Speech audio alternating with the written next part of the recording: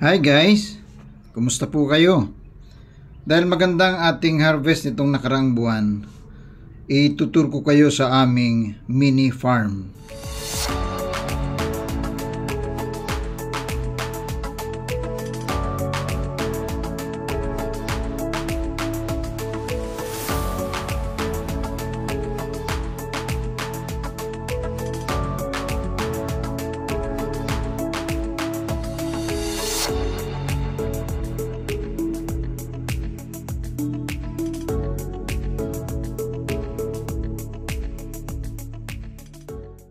So, itong import-export ng energy, yan ang trabaho ng, yan makikita nyo, yung net metering.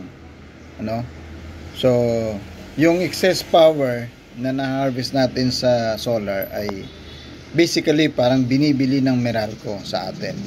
Walang actual na bentahan. Ano? Ang ginagawa dyan ay ino-offset sa billing natin sa particular na period na yun. So, ito yung pinaka-latest bill. Month of ang period nito ay January, February. Ayan, binayaran na natin ang ating bill na 70.86 sa GCash. Thanks for watching.